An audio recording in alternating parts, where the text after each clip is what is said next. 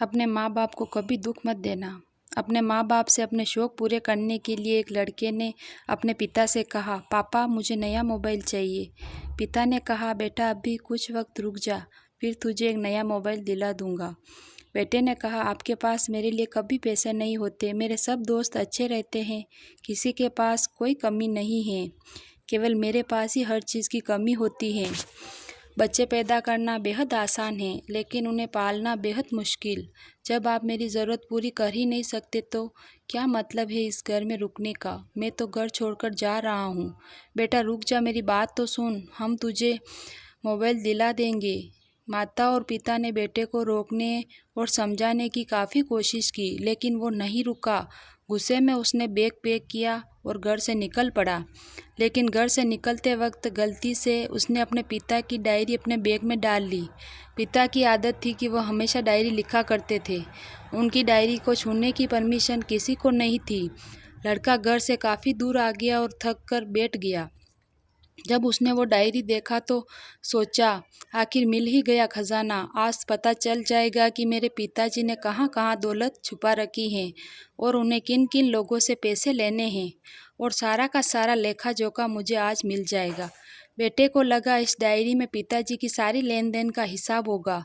जैसे ही लड़के ने उस डायरी को पढ़ना शुरू किया, उसकी आंखों में से आंसू बहने लगे। डायरी की शुरुआती पन्नों में बेटे को जो बाइक दिलाई थी उसका हिसाब लिखा था, जिसकी EMI पिताजी अभी तक चुका रहे थे।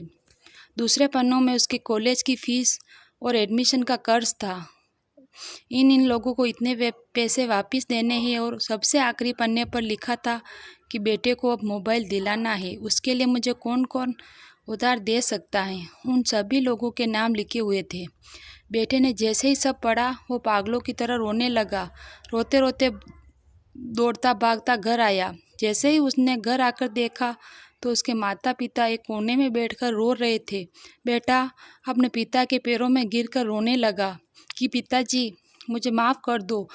पिता ने कहा, बेटा तू मत रो, तुझे मोबाइल मिल जाएगा।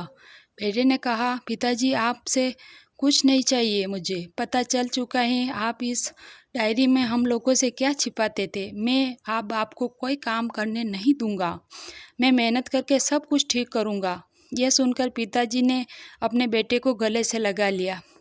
दोस्तों, माँ बाप अपना पूरा जीवन, अपनी पूरी खुशी अपने बच्चों के लिए कुर्बान कर देते हैं, लेकिन कुछ बच्चों को लगता है कि माँ बाप उनके लिए कुछ नहीं करते, आपको अपनी समस्या नहीं बताते, भले ही वह कितनी ही बड़ी समस्या से गुजर रहे हों। रिश्तेदार भी उन्हें नीचा दिखाते होंगे तो भी वह सह लेते होंगे, लोग भी ताने मारते होंगे तो भी वह सह लेते होंगे, लेकिन आपसे अपनी समस्या कभी शेयर नहीं करते, क्योंकि वो आपको कभी दुखी नहीं देखना चाहते।